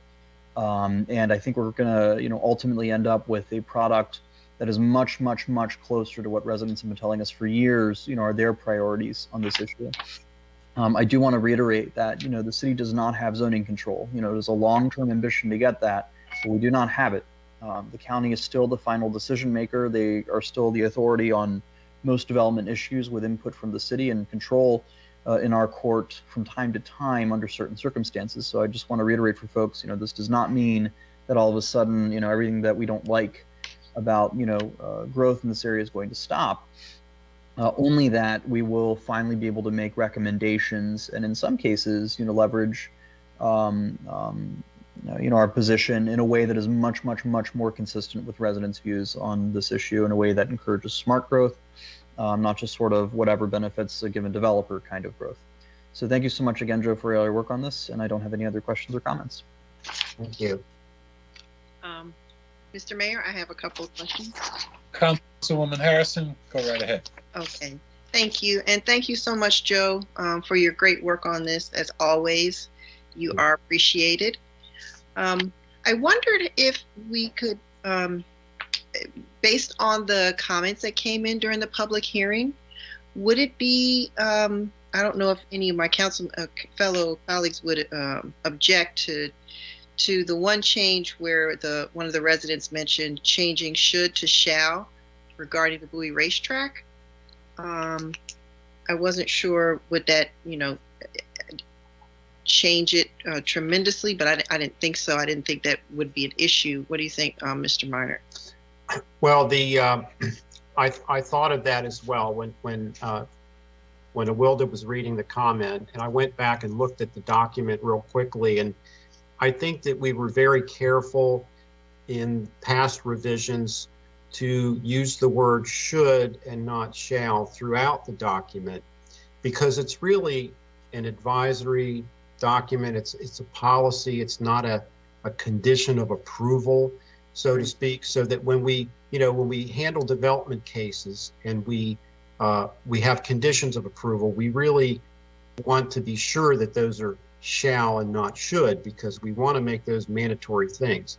This development review policies document is really just purely a statement of council policy. It's not really in that same mode of directing or regulating in that same sense. And so if we're going to make the change for the racetrack item, then probably we ought to go back and change it everywhere throughout the document. But I'm just saying that it's been council's convention to use in the past because of the way this document is actually used, that it doesn't have to be a shall, Okay. but it's really up to the council. Okay. All right. Thank you. And also, I just wanted to mention that I did agree with, I believe it was Joanne Marshall Hobbs who proposed an update to include the smart technologies piece. So I'm sure Councilmember Ndebu Madu will speak more to that, but I certainly agree with adding that section. Also, I wanted to ask a question about the traffic management techniques under number 27, where you mentioned that the city's petitioning process should be further refined. Could you just clarify what you mean by that? Well, this was a comment that came from one of the council members during our session on transportation, and I don't know the particular genesis of why that was important to the council member. I believe it was Council Member Esteve that wanted the city to look a little bit further or deeper into the procedures that we use for traffic calming. And so I wanted to just put something in here in response to what I heard, but I'd have to defer to Mr. Esteve for an explanation. Okay. Yeah, I just would like to see that clarified further.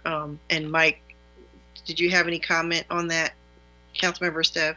Yep. So the short version is right now, the threshold with which residents have to meet criteria to get traffic calming in their neighborhoods is extremely high. I don't remember offhand where last we were. I remember that the Public Works Department, after a T-section debacle a couple years ago, was going to look at revisiting policies, and I believe they did actually lower the threshold for like signature gathering. I would like to see a mechanism whereby the city council can more easily intervene in order to request traffic calming measures in places where, you know, for one reason or another, you know, criteria wasn't narrowly met. So, I mean, this document isn't definitive in that regard, and I don't think it needs to be, since, as I understand it, Joe, that's more of a public works matter for us. I just appreciate the line was included. Right. This is more of a cross-reference to that other policy that Public Works implements. Okay. It's a separate policy, and really, the council, you ought to bring that up on your own, right, and have Public Works walk you through that. Okay. Yeah, that's what I figured, but I appreciated the reference to it. Thank you, Joe. Okay, thank you. That's all I needed to know. My last question is under the housing and neighborhoods and regarding the workforce housing, and I appreciate that being put in there. So you use the word areas, average media income. What does that area include? That would be the metropolitan Washington region. They publish their information out for all the communities in the region to use. Can we put that specifically in there, just so we can not make it reference as far as area? Sure. Okay. Great. And that's all I had, Mr. Mayor. Thank you. Appreciate you. Thank you, Councilwoman. Any other council members with questions at this time? Comments? Councilwoman Ndebu Madu, did I hear you? Yeah, you did. Go right ahead. Thank you, Mr. Mayor. Thank you so much, Joe, for putting this together. It was really a great presentation. I just wanted to, I don't think I need to provide any more context, unless my council members would like to hear more details, but I just wanted to support the section that the IT committee would like to add. And I think, Joe, you already mentioned that you thought that was a good, that would be a good addition. So if anybody does need me to speak more to it or speak more to the points or why that's important, I'm happy to, but I think it's rather straightforward from an IT perspective. It's not trying to grant any type of infrastructure to any particular party or any particular company or anything like that. It's just more so making sure that we have smart solutions and we have smart services across the board that are sustainable, low cost, stable, reliable, inclusive, and that we are closing the gap on the digital divide. So if any of my council members do want me to answer any questions on that, I'm happy to, but I just wanted to make sure that I highlight that because it's pretty straightforward. And I think the councilwoman is opening if anybody has any questions for her to further expand or expound. No, good, awesome. Well, Joe, I know that you already mentioned that if we wanted to add that change, that would just be something that we just need to add. But do you see any problems with adding that in there? No, not at all. I think it really helps to modernize that section of the document. Okay, awesome. Thank you. Okay, that's all, Mr. Mayor. Thank you, Councilwoman. Are there any other questions from any of the other council members? Yes, Mr. Mayor, this is Councilmember Gardner. Councilman Gardner, go right ahead. Yes, thank you, Mr. Mayor. I want to go in reverse order. First, I want to start with Councilwoman Endeavor Madu's support. I want to offer support and throw behind both her proposal for smart development along with her action, along with both herself and the IT Development Committee. And secondly, Councilmember Esteve referenced the debacle that was happening as far as traffic calming. And yes, you are correct, Councilmember Esteve, that was in the T section, and the actual street was Twisting Lane, our longest city street. And there we entered, the council at that time supported a motion to move into a pilot program to study traffic calming devices, and the threshold is the number of signatures that will be required from residents on a particular street or surrounding streets that may feed into that particular street that's asking for the traffic calming device. So yeah, we did adopt a pilot program, and I was hopeful if city staff could maybe provide us with somewhat of an update as to where we left with that pilot program, because I do continue to get requests or comments from residents around the cities and commenting about the uptick in traffic or either speeding vehicles in their neighborhoods. So many residents are looking to work to calming the traffic in their community. So I think what I would like to see is moving to providing a more systematic approach and not having the signature requirements set as high as it had been previously, because our traffic has increased throughout the city and people do have a tendency to speed. And as we approach better weather when we have our kids going out, we want to definitely be cautious of speeding vehicles. Thirdly, Councilmember Wolfley mentioned the development of apartments at many of the shopping centers and working to prevent that. I definitely want to work to preventing that. In fact, Joe, it was your direction, or not direction, but your information that you provided that helped me in my decision of voting against a previous development project for the apartments over at Marketplace. As we went through this, we determined that the master plan only outlines such development to occur currently at the Bowie Town Center, and I like to see that there, and I would want to fight anything that would specify otherwise. So I would only, as we move forward through this development process, I would only want to support any such apartments to being at the Bowie Town Center and no other shopping centers in the city. Now, Councilwoman Harrison referenced earlier to where we may, as a council, look at adopting shall as opposed to should. And Joe, I understand your point of view. However, if we as a council say that we're going to be truly committed to our residents and we're truly committed to this process, it is of my belief that we may want to remove the word should and replace it with shall throughout this process, because if we're being genuine about this, then the word shall should go in place of should. And that's all that I have, Mr. Mayor. Thank you for your time. Joe. Thank you, Councilman Gardner. And I believe, is there anyone else, Councilman, who would like to ask a question now? Quick question, Mr. Mayor. We next steps on this, are we looking for a motion for this, or are we revisiting this again later? I think we'll be revisiting this, give Joe the chance to put in those changes, and we get a chance to review them. I think would be the best point. Right. Joe, so if I may, if that's the case, then may I kind of get a sense of the changes that I heard? I heard the Councilman, could you give me 1 minute to finish? I got a couple of questions. You bet. I'm sorry, because that may go in with those.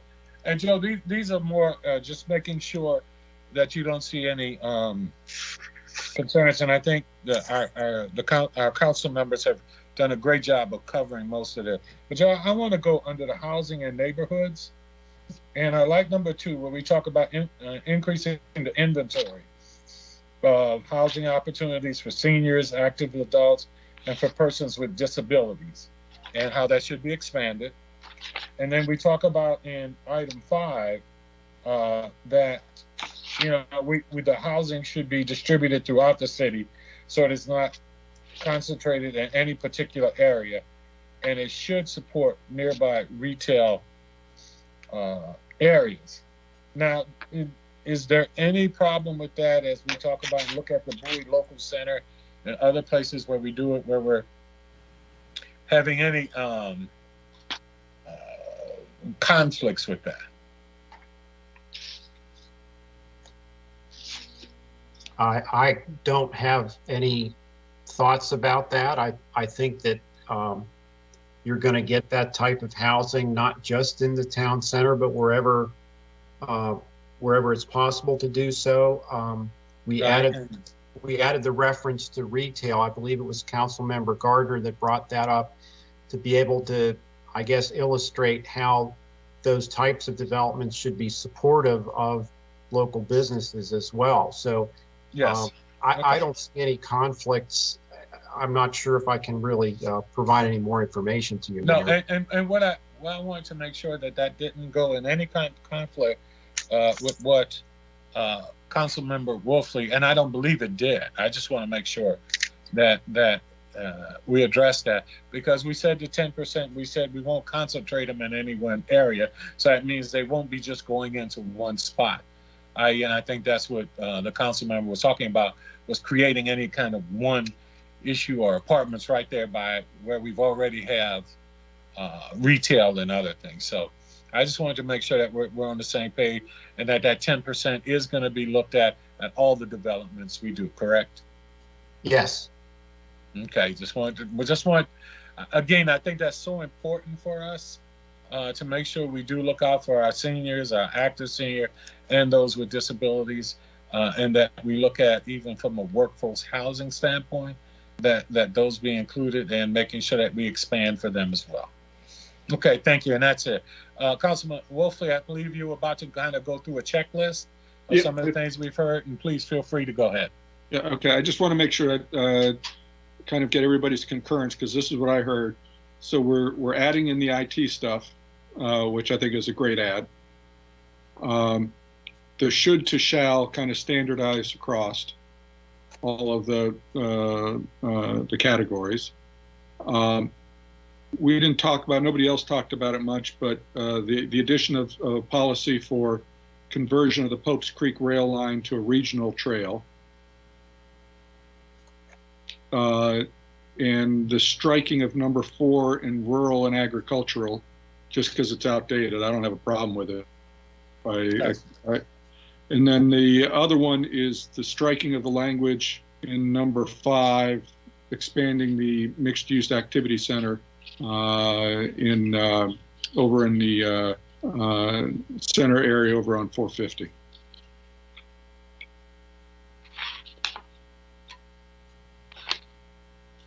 Councilwoman, were you wanting to make a comment?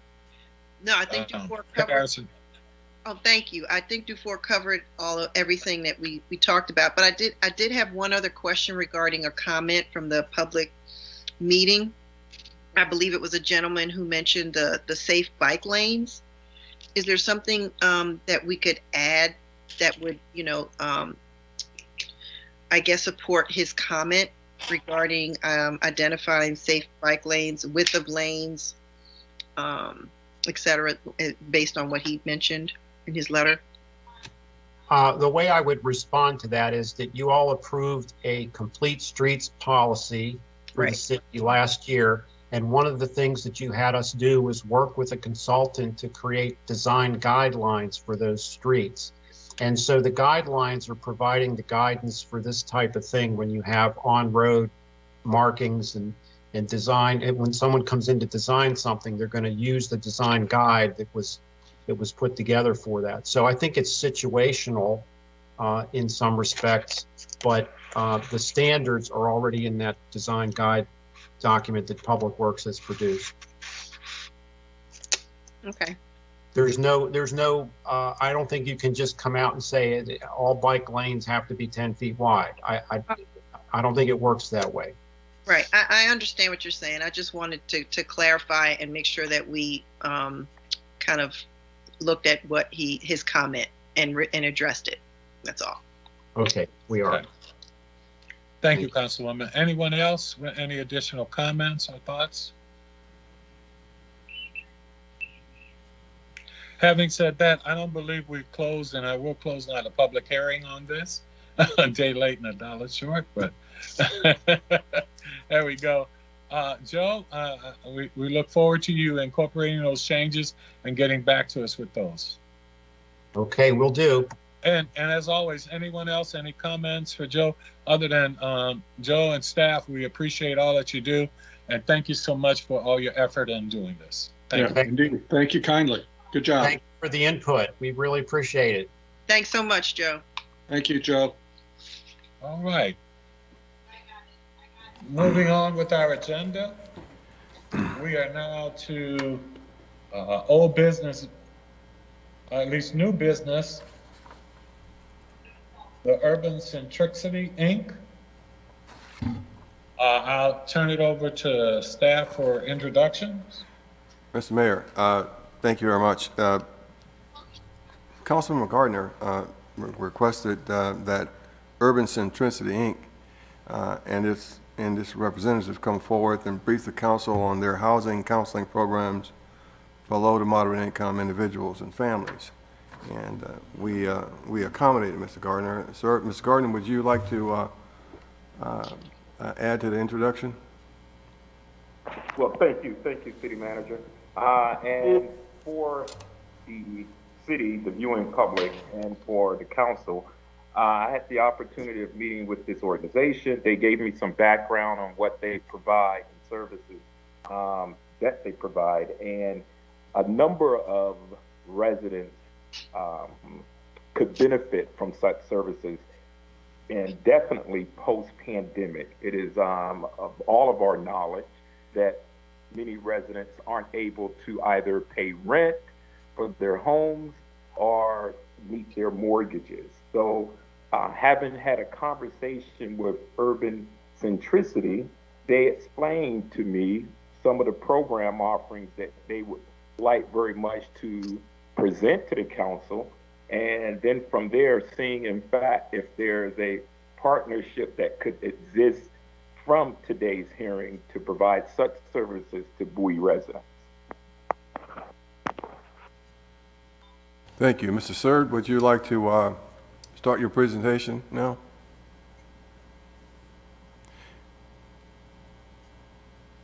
Mr. Seard, John Seard. I think you're on mute. Mr. Seard? Maybe we lost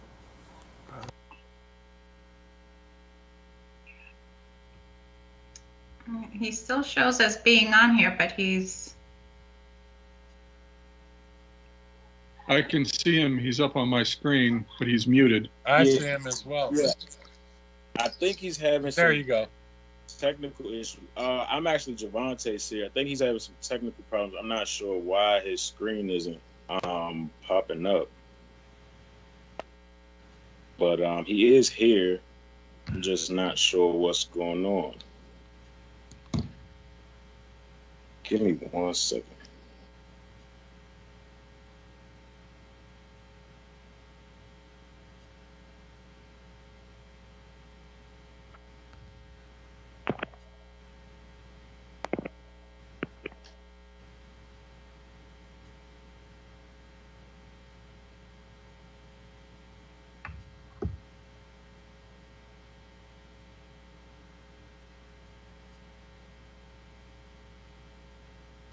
Councilman Gardner, are you still there? Yes, Mr. Mayor. Okay. Okay. Mr. Steer is. Hold on 1 second. I'm going to try and dial a mobile number for them. If you could, yes, that's what I was asking. See if you could reach out to him, please. Okay. Thank Sure. you.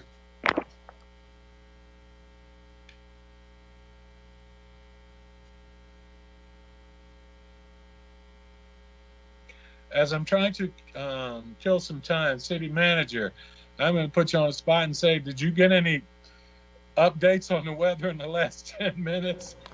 No, sir, I didn't, but but just for filler, we're going to have, our people are going to be working till midnight, continuing to treat the roads as they freeze over. We're going to give them a break between midnight and 5, so everybody can go and get a little crew rest, and then we'll start up at 7 o'clock in the morning. It's supposed to be cold tomorrow, blustery with some intermittent snow showers, but they should be light and of no consequence. But the roads will be icy but we'll treat that starting at 7 a.m. And we're not sure about trash collection tomorrow either. We have to see what the conditions are at 5 a.m. this morning. Thank you. Pardon me. Pardon me. Thank you, city manager. Mr. Mayor? Yes, Councilman. They didn't answer, so if you'd like maybe just to move on to our next agenda item, which is to close out and then to go into that session. Well, Mr. Mayor, we can put him on next, we can bring them back if Mr. Gardner is so inclined for the next meeting. Certainly, Mr. City Manager, certainly. Okay, no problem. At this time, I would like to make one other announcement for those businesses and for our citizens, particularly our small businesses. The Maryland Black Mayors Association is going to be holding a sort of a town hall on, I want to say Wednesday. Antonio Doss with the SBA, I think he's the Washington District Director, will be on, and they will be talking about, I think, the new PPP, the loans that are out there. And so if there's any of the businesses or any of you have an interest, please direct yourself there so you can get more insight and understanding on how to apply for it and just what's out there. And I think at this point, we will entertain the motion. Mr. Mayor, I'd like to make a motion to adjourn and move to closed session. To adjourn to closed session under statutory authority of the Maryland Annotated Code, State Government Article subsection 3-305B7, to consult with counsel to obtain legal advice. Smooth. Second. Moved and second. All in favor, please respond with an aye. Aye. Aye. Opposed, same favor. Hearing none, we move to closed session. Again, thank you to all of our citizens. As the city manager and many of the council say, please stay safe with this weather. And also, please remember, we're still in the middle of a pandemic. And for those who need help registering, we have things on the website and all the things, but also you can now dial 311. For those who are not tech savvy or don't have computers, please pass it to all your family and friends particularly those over 75, that they can call 311 and get assistance getting registered for the vaccine if they choose to. Hey, again, thank you, everyone, and have a good night.